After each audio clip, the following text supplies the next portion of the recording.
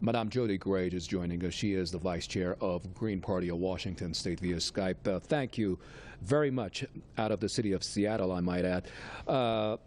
Madame Grage, I'd really like to get your reaction on this. To me, it is that the police are, the actions basically are not trying to mitigate the situation after George Floyd. What do you think? Well, I think the learning curve is a little slow here. People are not willing to tolerate the police overreacting in this way. There are some, you can't really call them mitigating circumstances, but the police in general are trained to use force. The amount of training they get in things like de-escalation, treating people with mental health issues is very, very, just a fraction of what they get in how to use weapons. So by the time you get the militarization of the police, and you get this culture of repression and solving everything with violence. I mean, the old saying, if all you have is a hammer, everything looks like a nail. It's been unacceptable for a long time, and people in general now, not just people of color, are recognizing that and determined to do something about it. And I think it's going to be a struggle. There needs to be ways figured out to do things differently.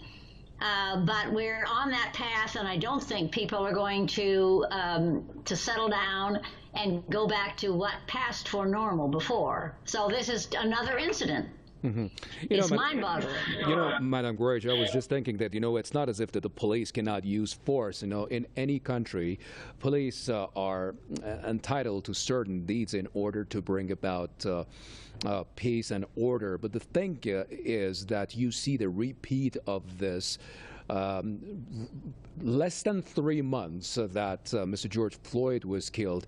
That alludes also to a deeper trouble. Do you really think that, without taking anyone's side, really, who is to blame for the situation? It's going to be unfair to say, I guess, that all police officers are to blame for this.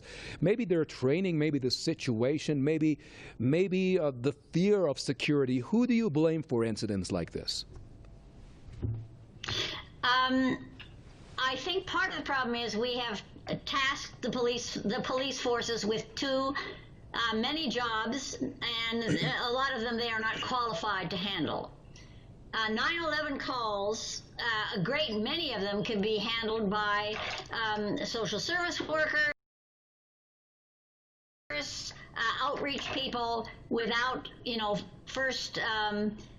first response being someone with a gun. So what we're trying to do here in Seattle, and it's a rocky road, admittedly, but they have done it in other places, and other places are working on it, is to take things like the 9/11 calls and take those out of the functions and give them, or task other agencies and community organizations with working on those. Because I think what we're asking the police to do is too many jobs, and a good many of them they are not trained for. I think that there are a lot of people who go into police work wanting to do the right thing, but it's not a culture that is willing to accept that in a lot of ways. And then there's the militarization of the police, where they are given a lot of military equipment.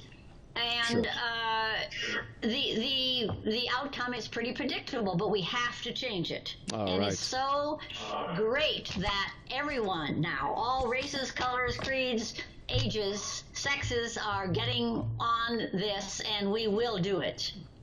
Hopefully. That's Madame Jody Grage, Vice Chair of Green Party of Washington State.